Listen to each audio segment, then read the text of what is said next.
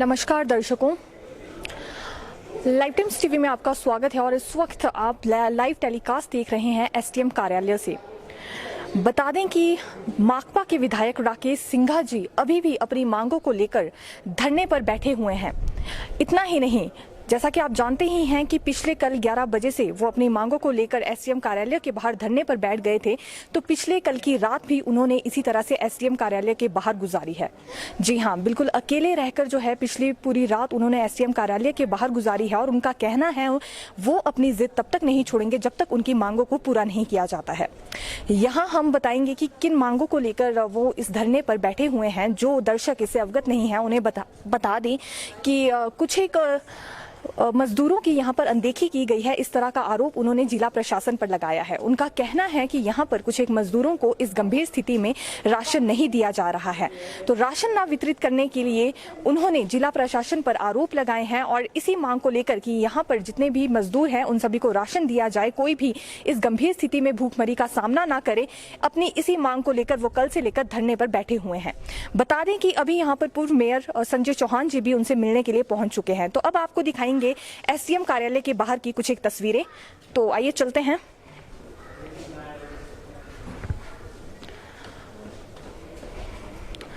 तो दर्शकों, अभी आप लाइव टेलीकास्ट देख रहे हैं एसडीएम कार्यालय से और जैसा कि हमने आपको बताया कि पिछले कल यानी कि 11 बजे से लेकर जो है माकपा के विधायक राकेश सिंघा जी धरने पर बैठे हुए हैं, जिनका कहना है कि जब तक उनकी मांगे पूरी नहीं हो जाती है वो इसी तरह से यहाँ पर धरने पर बैठे रहेंगे, उनका धरना जारी रहेगा।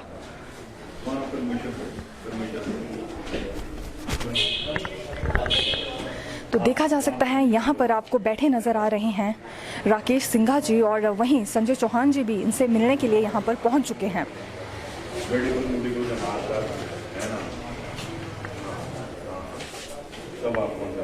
क्या नाम है आपका? दिनेश।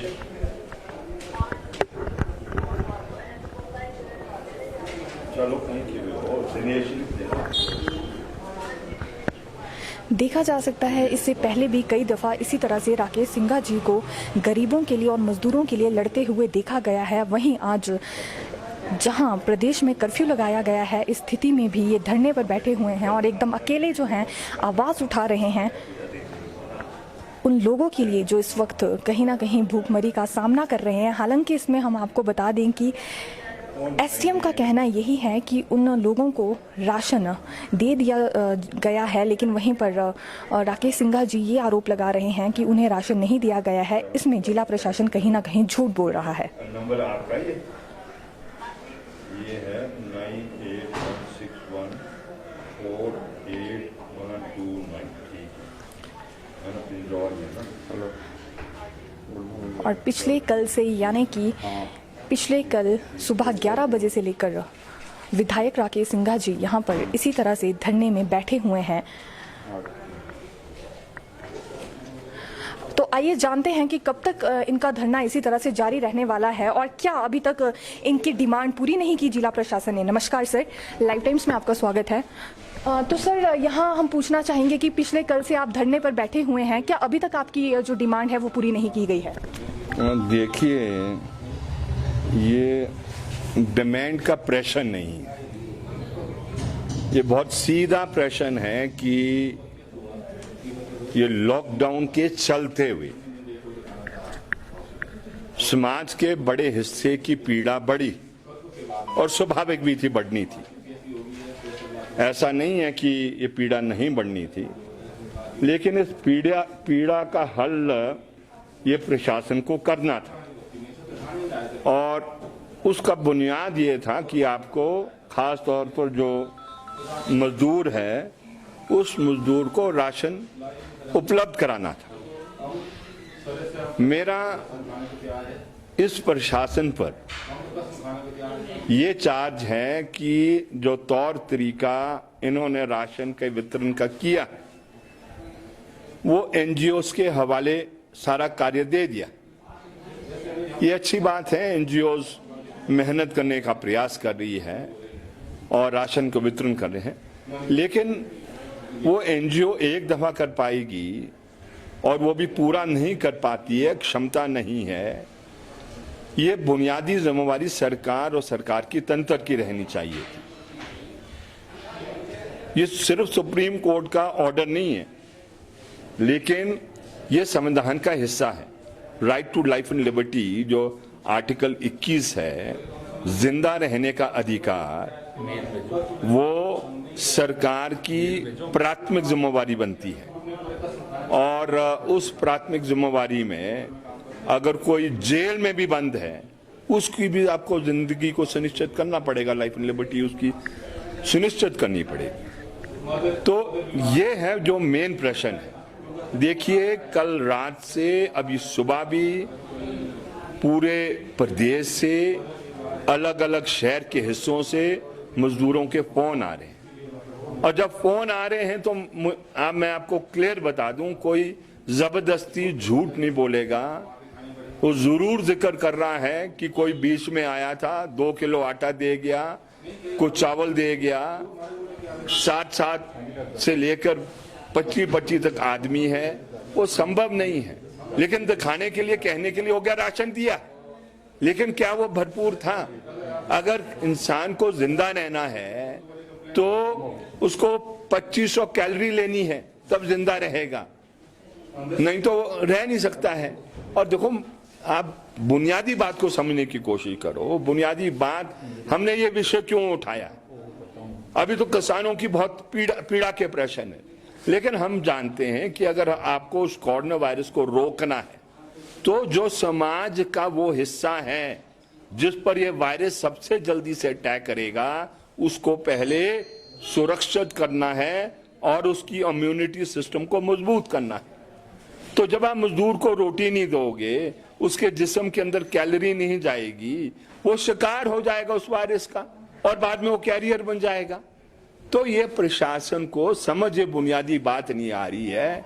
ये सिर्फ दिखाने के लिए नहीं है, ये होना चाहिए कि जो भी मजदूर इस शहर में, इस प्रदेश में काम करता है, वो स्वस्थ रहना चाहिए, उसका जो हेल्दी कंडीशन रहनी चाहिए। तो एक बात ये है। दूसरी बात है, मजदूर जगह जगह फंसा है, वो भी एक पीड़ा का प्रश्न बन गया।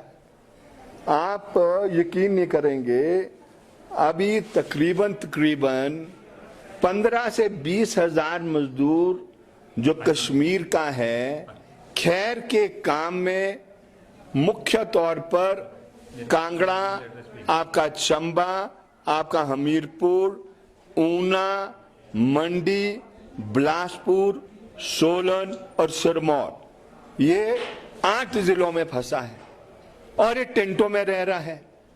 और अब गर्मी शुरू हो गई है, सांप निकलने शुरू हो गए हैं, इसको राशन का वितरण इसको भी नहीं हुआ है, तो ये भी शिकार हो जाएगा उस वायरस का। तो इसलिए ये बुनियादी बात सरकार और सरकार का तंत्र समझे और इसको एड्रेस करने की कोशिश करे प्राथमिकता के आधार पर। जिस समय सरकार ने सभी विपक्षी पार्टी की मीटिंग पीटरहॉफ में बुलाई थी, तो हमने सरकार से विनती की थी कि ये सेंसिटिव एरियाज कहाँ हैं? उद्योग है आपका, मालिक निकाल देगा, जिसके घर में रह रहे हैं वो आपको घर से बाहर कर देगा, लोग माइग्रेट करेंगे। सबसे पहले आप उद्योगपतियों के साथ, एस्टैब्लिशमेंटों के साथ बैठक करे सरकार, जिसमें ये उनको समझाए कि आपको ये जो है 3 महीने तक रिट्रेंचमेंट नहीं करनी है, 1 महीने तक ले ऑफ नहीं करना है, और अगर उसकी प्रॉब्लम है उसके साथ बैठ के करो, अगर उसके कुछ लोन देने के उसको माफ करो, तरीके निकालो। लेकिन सरकार ने मीटिंग बुला दी, राय ले ली, लेकिन उसके बावजूद किया कुछ नहीं। वो हमें बहुत हल्के में लेती है। सरकार सोचती है कि दुनिया का सारा ज्ञान उसके पास है, प्रशासन सोचता है कि दुनिया का सारा ज्ञान उसके पास है। ऐसा नहीं होता है। ज्ञान यह तजर्बे से आता है और उस तजर्बे को शेयर करके साझे तौर पर कलेक्टिव फाइट है आज। ये सिर्फ ये कोई प्रदेश की लड़ाई नहीं है कोरोना वायरस की, ये देश की लड़ाई नहीं, दुनिया की मानव जाति की लड़ाई है। ये दुनिया की एकता चाहिए, तब ये संभव होगा कि इसके खिलाफ हम करेंगे। लेकिन दुर्भाग्य है, कौन किसको समझाए। इनको तो राजनीति हर चीज में नजर आती है, जो पेट से भूखा है बेचारा, उसको भी ये राजनीतिक कलर में इसको करना चाहते हैं, ये अच्छी बात नहीं है। इसलिए पिछले कल ये डीसी महोदय से रात को बातचीत जब समाप्त हुई थी, एक रास्ता निकाला गया था, लेकिन अब मुझे ऐसा एहसास हो रहा है वो रास्ता भी बंद होता जा रहा है, बंद होता जा रहा है। मैं उसको कह रहा हूं और मैं बड़ा पक्का हूं, मैं बहुत क्लियर हूं, है ना, उसमें दो राय नहीं होनी चाहिए। अगर अभी भी ये पक्षपात का तौर तरीका इख्तियार करेंगे तो आज ये मेरा अनिश्चितकालीन तो जाएगा जाएगा, लेकिन ये इसकी रूपरेखा भी बदलूंगा। अगर मुझे फास्ट में भी जाने की जरूरत है तो मैं फास्ट में चले जाऊंगा। रियलिटी नीचे से लाओ ना, आपका काम सिर्फ वहां पर ये धमकाना और डराना नहीं है। अभी मुझे फोन आया, दुधली में वो क्या कहते हैं गे हैं, वहां से मुझे बताया गया कि दुधली के अंदर ये 33 मजदूर एक जगह है, टोटल वो 100 के करीब बोल रहा था, एग्जैक्ट उसने बताया नहीं। 25-26 मार्च को क्या कहते हैं ये राशन का वितरण किया, और जिसमें 3 किलो आटा, 4 किलो चावल और 2 किलो दाल वो प्रति परिवार के हिसाब से दिया गया। अब वो कहते हैं कि एक टाइम के खाने पर आ गए हैं। तो अब अगर ऐसी परिस्थिति है, एक टाइम के खाने पर आ गए हैं लोग, तो ये भी अपने आप में भरपूर नहीं है ना अनाज। तो इसलिए आप मेहरबानी कर कर इस चीज को सुधारें और जो मजदूर हैं उसको भूख से बचाने की कोशिश करें। ये हमारा उद्देश्य, उसे आगे 1 इंच नहीं, यही हमारा जो पूरा दृष्टिकोण है और समझ है, और यही हम इनसे विनती कर रहे हैं, हाथ जोड़ के कर रहे हैं। इससे आगे और क्या कर सकते हैं मुझे बताइए, इससे आगे क्या कर सकते हैं? सर ठीक है। सर कल हमने जामा मस्जिद में रहने वाले कुछ एक मजदूरों से बात की थी, उनका भी यही कहना था कि कम मात्रा में जो है उन्हें राशन दिया गया है, इस वजह से उन्होंने इनकार कर दिया। लेकिन उनका कहना है कि उन्हें राशन नहीं चाहिए, बल्कि उन्हें यहाँ से जाने की इजाजत दे दी जाए उनके घर। क्या कहना चाहेंगे? देखिए, जिनसे तो आपकी चर्चा हुई है, जो मैंने उसमें देखा है, आप जामा मस्जिद में अभी भी चले जाएं, आम मजदूर की आप ले देखिए। मैं इस बात के लिए जाना जाता हूं, मैं पहले पूरे तथ्यों को कंफर्म वगैरह किए हुए एक पोजीशन नहीं बनाता हूं। जो तो वो 2 व्यक्तियों का आपने बयान लिया, फयाज अहमद और बशीर, शायद उसका आपने लिया। अगर आप जाएंगे जामा मस्जिद में, एक आवाज में बोला उन्होंने, जब परसों मुझे 2 दिन पहले मुझे फोन आया और मैंने डिप्टी कमिश्नर को मैंने इंफॉर्मेशन की, और मुझे ऐसा लगा कि डिप्टी कमिश्नर मुझे ये कहना चाह रहे हैं कि आप गलत बोल रहे हैं, ऐसा हकीकत नहीं है।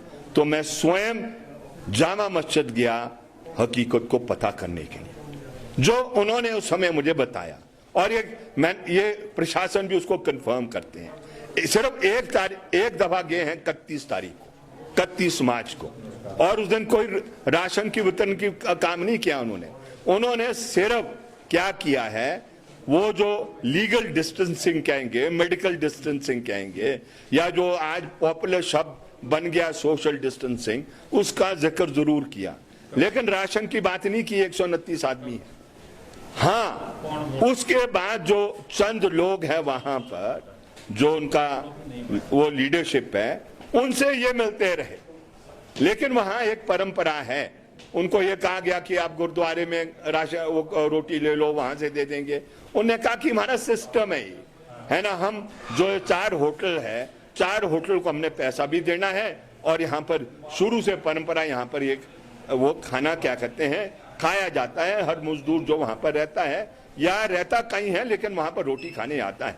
तो इसलिए जो कह रहे हैं कम राशन तो दिया भी नहीं है ना, ये प्रॉमिस किया गया था, जो उन्होंने रिफ्यूज किया। और रिफ्यूज करने का कारण ये था कि इतने कम राशन में किसको दें किसको नहीं दें, हमारे बीच में झगड़ा हो जाएगा, ये उन्होंने तर्क दी। लेकिन वो जो दूसरी बात आपकी है, एक जब ऐसी परिस्थिति पैदा हो गई है और मजदूर असुरक्षित महसूस कर रहा है, चाहे गोरखपुर का, अभी गोरखपुर का यहाँ पर मजदूर हैं, चाहे वो क्या कहते हैं पंजाब के हैं, चाहे वो झारखंड के हैं, बिहार के हैं या कश्मीर के हैं, वो ये सोचते हैं कि ऐसी कठिन परिस्थिति के अंदर अगर हम घर में रहेंगे तो शायद हम सुरक्षित रहेंगे। अन्न शायद वहां भी ना मिल पाए, राशन वहां भी शायद ना मिल पाए, लेकिन आदमी ऐसा हमेशा महसूस करता है जब वो कठिनाई में चल जाता है कि अब मरना तो है लेकिन मैं घर में मरूं तो वो ठीक होगा। ये असुरक्षा का फिनोमेना है, ये असुरक्षा की मानसिकता है, ये असुरक्षा की चेतना है। इसको समझने की कोशिश करें। ये लोग घर इसलिए बोल रहे हैं वो असुरक्षित हो गए हैं, और असुरक्षित की जो बुनियाद है वो है पेट की रोटी। जब आपको सफिशिएंट नहीं मिलती है वहीं से असुरक्षा पैदा होती है, और दुर्भाग्यपूर्ण हमारे देश के अंदर ये असुरक्षा, ये जो सरकार हमारी आई है दिल्ली में, इसने जो नीचे नस्ल के आधार पर, भाषा के आधार पर ये जो भेदभाव करना शुरू किया है, इसने भी एक असुरक्षा का माहौल पैदा किया है। खास तौर पर जो मुस्लिम समुदाय है उसके अंदर ये पैदा हुई है, दुर्भाग्य है। तो हम चाहेंगे कि ये खत्म हो, है ना, नजदीकियां बढ़े और साझे तौर पर हम सब मिलकर इस लड़ाई को लड़े, ये हमारा उद्देश्य है। सर, कब तक आपका धरना इसी तरह से जारी रहने वाला है? देखिए, मैं कह नहीं सकता हूँ। देखो, मैं बहुत फ्रैंक हूँ, क्लियर हूँ। मैं कोई जिसको कहते हैं राजनीति, इस विषय को लेकर नहीं करना चाहता हूँ। मैं तो इस पक्ष का डे वन से हूँ, डे वन।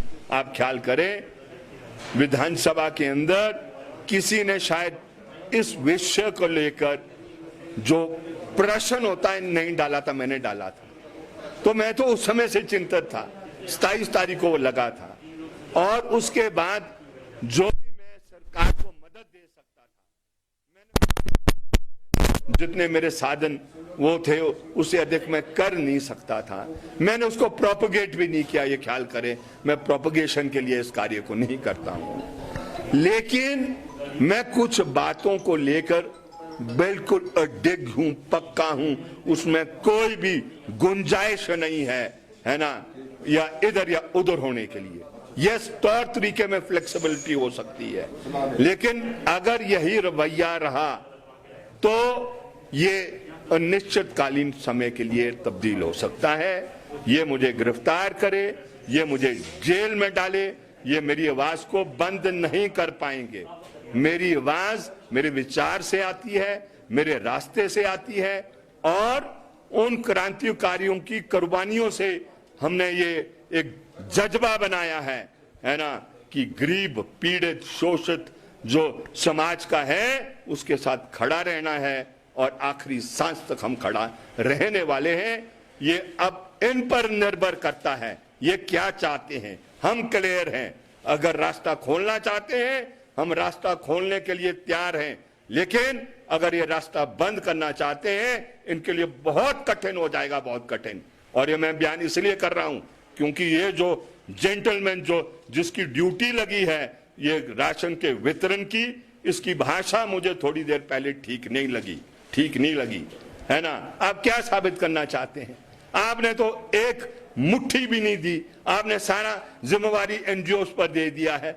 एनजीओ बेचारे कर रहे हैं, लेकिन कितनी क्षमता है, कितनी ताकत है, कितना उसके पास इंफ्रास्ट्रक्चर है? आप सारा काम ही एनजीओ को सौंपना चाहते हैं। सौंपिए अपना प्रशासन भी, तब क्यों आप बैठे हो प्रशासन में?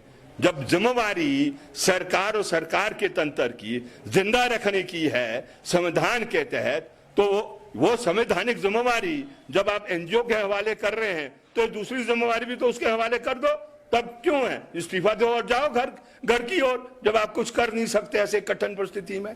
तो इसलिए ये अच्छी बात नहीं है, इसको ज्यादा और आगे खींचना मैं समझता हूं ठीक नहीं है। इकट्ठे मिलकर ये लड़ाई होगी तो वही एक तरीका इसका होना चाहिए, लेकिन इकट्ठा करने की अहम जिम्मेवारी इनकी है। हम तो डे वन से हमने कहा हम पूरी मदद करेंगे, लेकिन अगर ये मदद नहीं चाहते हैं और लोगों की पीड़ा नीचे खड़ी होगी, हम उस लोगों की पीड़ा को दूर करने के लिए मेरी आवाज, मेरे विचार की आवाज कभी बंद नहीं होने वाली। क्लियर। शुक्रिया सर।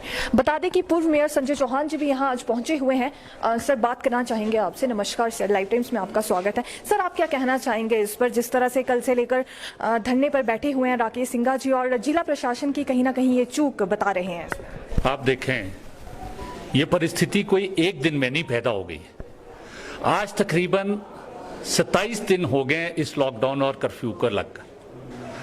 हम समय समय से विभिन्न माध्यमों से जो है प्रशासन को, सरकार को अवगत करवा रहे हैं कि आपकी जो महत्वपूर्ण जिम्मेवारी है इस दौर में, जो ये संकट का दौर है, वैश्विक महामारी जो ये कोरोना के कारण पैदा हुआ है, आपकी मुख्य जिम्मेवारी है कि कोई भी जो है आज इस प्रदेश के अंदर, इस शहर के अंदर भूखा ना रहे। परंतु बड़ी विडंबना है, बार बार हमारे द्वारा रिक्वेस्ट करने के बावजूद ना तो प्रशासन, ना ही जो है सरकार इसको जो है सीरियसली लेती रही है।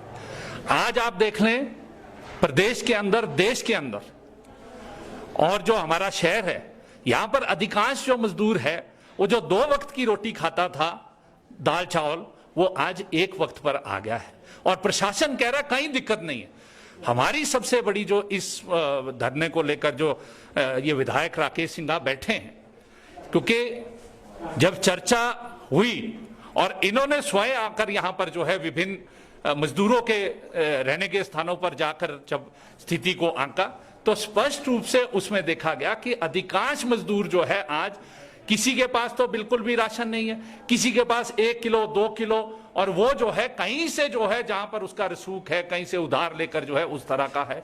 और अधिकांश अगर आज भी आप देख लेंगे जो मजदूर है, खासतौर पे जो प्रवासी मजदूर है, यहाँ पर कंस्ट्रक्शन का काम करने आता है, यहाँ पर विभिन्न क्षेत्रों के अंदर काम करता है, यहाँ पर दूध गैस की सप्लाई का काम करता है, वो आज बिल्कुल भी उसको पास जो है वो राशन नहीं रह गया।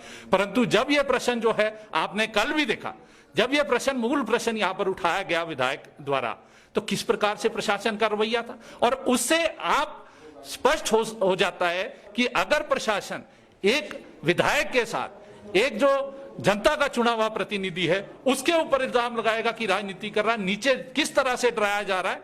मैं आपको उदाहरण देना चाहता हूं, 2-3 जगह भी मुझे खलीनी से फोन आया, वहां पर जो है ये प्रशासन के लोग जाकर जो है ये कह रहे हैं कि भाई तुमको देखो, ये हमारा जो यहाँ पर जो इलेक्टेड आदमी है वो बोल रहा है तुमको राशन दिया है, वो बोल रहा है कि क्या नाम, मजदूर अभी भी बोल रहा है खलीनी में, अभी आधा घंटा पहले मेरे को अभी फोन आया कि भाई तुमने कब हमको राशन दिया, कि नहीं तुम बोलो तुमको राशन दिया।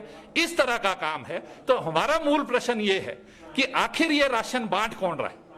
प्रशासन अभी लिस्ट दे दे हमको कि कितना शहर के अंदर मजदूर है, विस्थापित मजदूर है, कितनों की इन्होंने लिस्ट बनाई है, कितनों को इन्होंने राशन दिया है, इनके पास कोई सूची नहीं है। हम धन्यवाद करना चाहते हैं जो विभिन्न जो स्वयंसेवी संगठन है, दूसरे जो व्यक्तिगत रूप पे जो इस प्रकार का कार्य कर रहे हैं उनके लिए, परंतु उनके पास साधन सीमित है। शहर के अंदर हजारों आदमी है जिनकी ताकत पर यह शहर चलता है। अगर आपको सुबह 6 बजे घर में दूध मिलता है, अगर आपके घर के अंदर गैस आती है, अगर आपका छोटा मोटा निर्माण का कार्य है, अगर आपका कहीं पर छोटा मोटा सामान ढोना है, यही मजदूर है जो हमें घर तक जो है इन सुविधाओं को प्रदान करता है। परंतु प्रशासन कहते हैं जी 1200 आदमी की लिस्ट बनाई है। इनको यह पूछा जाए कि शहर के अंदर कितना मजदूर है, मैं आपको बताना चाहता हूं क्यों ये नहीं बता सकते हैं। एक, कि सरकार की तरफ से पूरे प्रदेश में और शहर में कोई भी मदद नहीं दी जा रही, और जो इनको लिस्ट दे रहे हैं, जो इनको है, वो महाशय कौन है? ये है एक महाशय, ये लिख रहे हैं जो चिन्हित स्थान किया है या नहीं इसका तो पता नहीं, लेकिन यदि कोई बगैर राशन पानी के है तो आप बताओ कि किस वार्ड में है, यदि है तो उनको कल राशन पानी मिल जाएगा। कौन है ये व्यक्ति? क्या ये कोई चुना हुआ नुमाइंदा है? क्या ये प्रशासन का आदमी है? ये सत्ता में बैठा जो दल है उसका एक बूथ पालक है।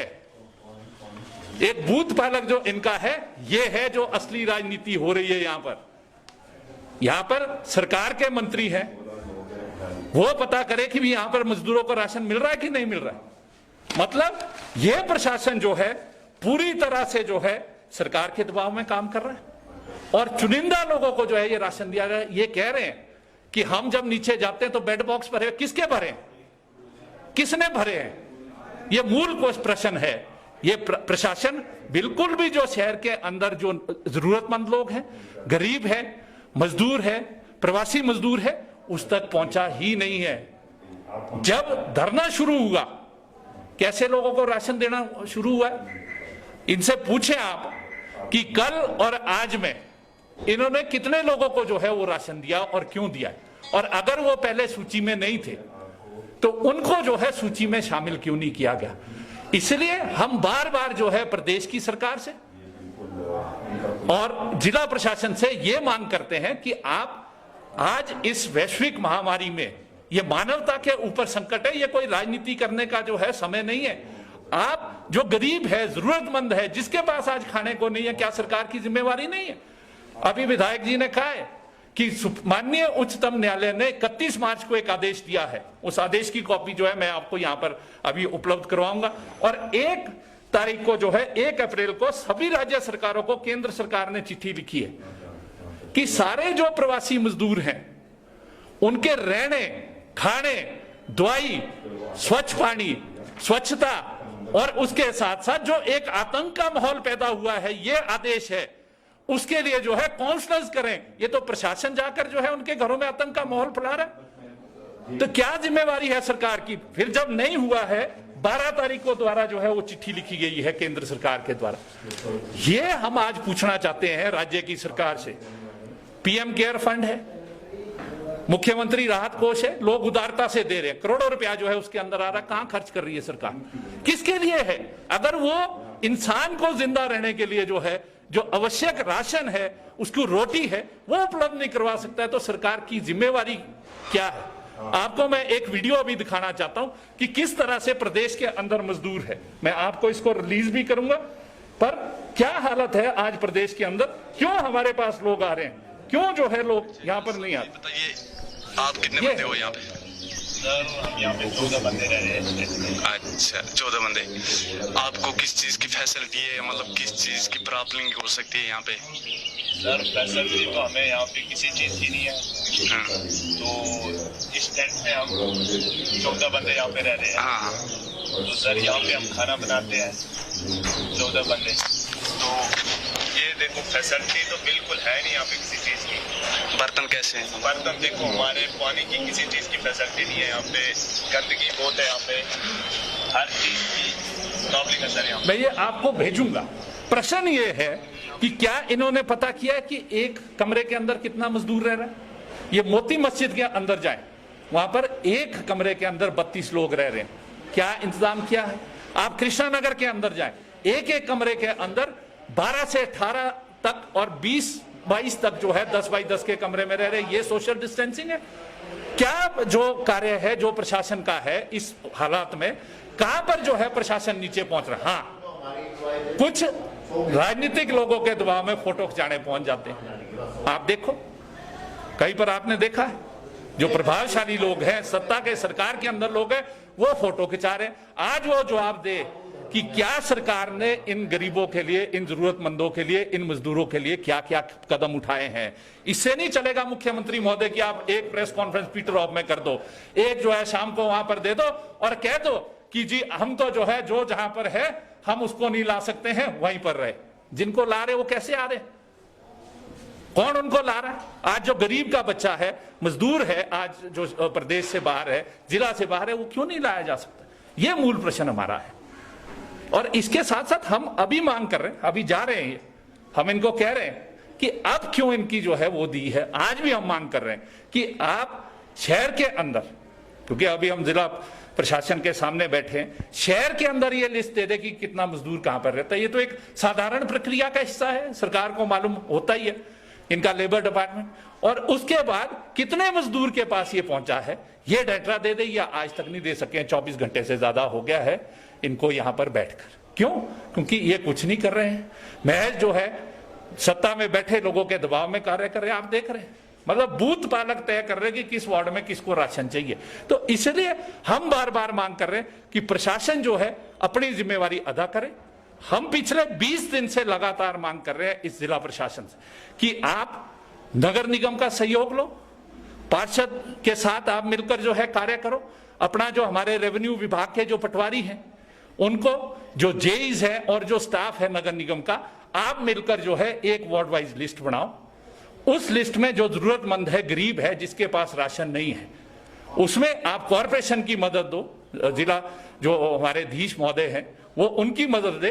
कॉरपोरेशन के पास आज बेता इंता गाड़ियां हैं, कॉरपोरेशन के पास आज स्टाफ है वार्ड वाइज, उनकी जिम्मेवारी लगाओ और उनको कहो कि आपको घर पर जो है हम जो है राशन देंगे, आप घर से बाहर नहीं निकलेगा। क्या का लॉकडाउन, क्या का कर्फ्यू है। यहाँ पर राशन की तो बड़ी दिक्कत आ ही रही है, लेकिन हम देख रहे हैं कि हिमाचल के बाहर भी जिस तरह से हिमाचल के लोग फंसे हुए हैं, तो उनकी भी यही मांग है कि किसी तरह से उन्हें हिमाचल में लाया जाए। लेकिन यहाँ पर दुविधा एक ये भी है कि हिमाचल के लोग जो अभी हिमाचल के अंदर है, उनका कहना है कि यदि बाहर से हिमाचल के लोग आते हैं तो यहाँ पर कोरोना के संक्रमण की और ज्यादा खतरा इसे लेकर बढ़ सकता है। तो इस पर आपका क्या कहना है, क्या किस तरह का इस पर जो है कदम उठाया जाना चाहिए? मैं आपकी बात से कुछ हद तक सहमत हूं, पर दुनिया का इतिहास गवाह है, कोरोना अमीर को नहीं देखता है, गरीब को नहीं देखता है, वो सत्ता में बैठे लोगों को नहीं देखता, क्योंकि कई देशों के प्रधानमंत्री, राष्ट्रपति वो इसकी चपेट में आए। मूल प्रश्न आज यही खड़ा हुआ है कि क्या जो भाजपा के सांसद हैं, जो दिल्ली से आए हैं, जो हॉटस्पॉट है, उनको कोरोना नहीं आ सकता है? एक गरीब मजदूर को ही आ सकता है, या जो शहर का जो बच्चा कहीं फंस गया है, कोई मरीज फंस गया है, उसके साथ ही आ सकता है? अगर सरकार ने कानून बनाया है कि उसको बॉर्डर के ऊपर क्वारंटाइन होना है, तो ये प्रभावशाली लोग क्यों नहीं हो रहे?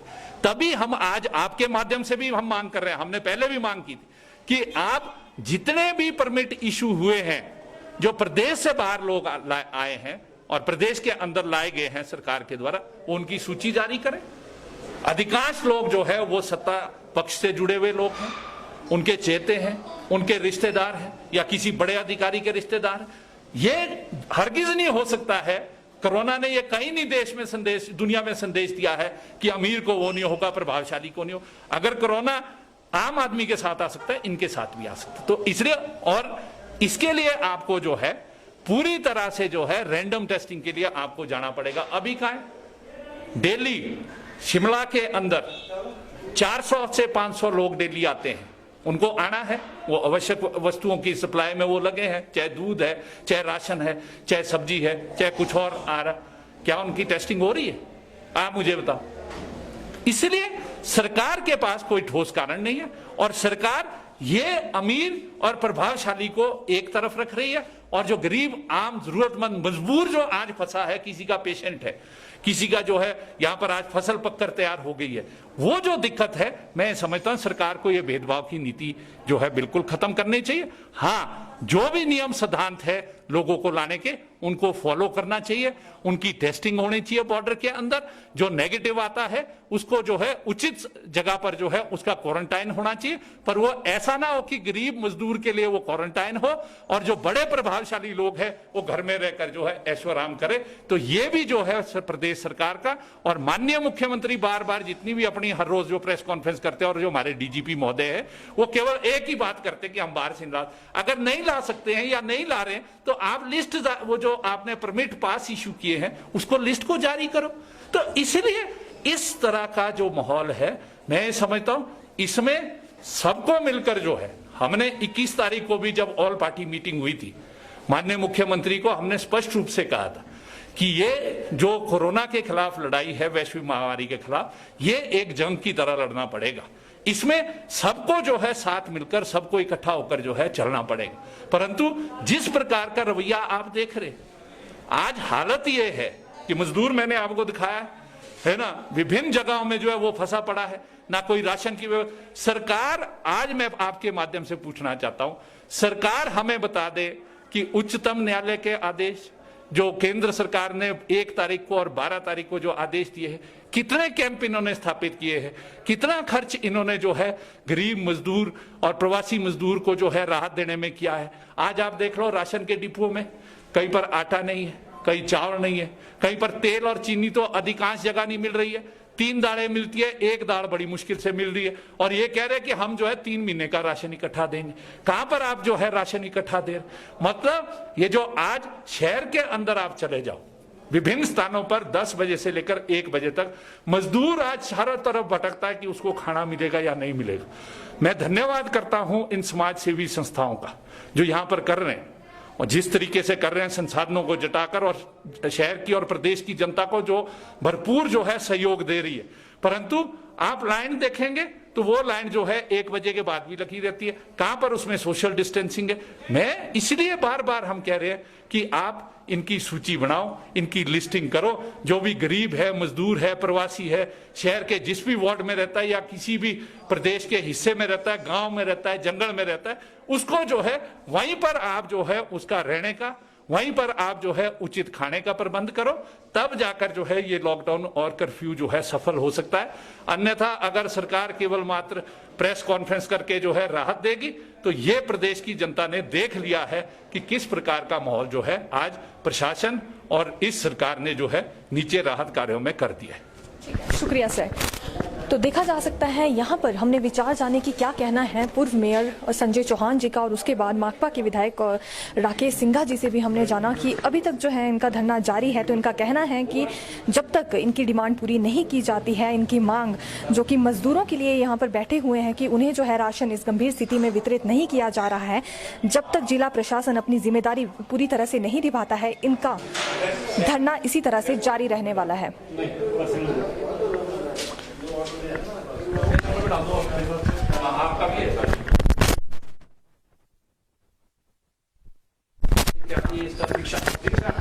तो दर्शकों, अभी आप देख रहे थे लाइव एसडीएम कार्यालय से, और अभी भी राकेश सिंघा जी का धरना जारी है। इनका कहना है कि जब तक इनकी मांग पूरी नहीं की जाती है, इनका धरना इसी तरह से जारी रहने वाला है। वहीं यहाँ पर सवाल खड़े किए गए हैं सोशल डिस्टेंसिंग को भी लेकर भी। जिस तरह से आपने सुना, संजय चौहान जी का कहना है कि कहीं ना कहीं यहाँ पर सोशल डिस्टेंसिंग की भी उल्लंघना की जा रही है। तो फिर मिलेंगे नई जानकारी, नई खबर के साथ। मैं दीक्षा शर्मा, वीडियो जर्नलिस्ट विक्रांत भदन जी के साथ, लाइव टाइम्स टीवी। धन्यवाद।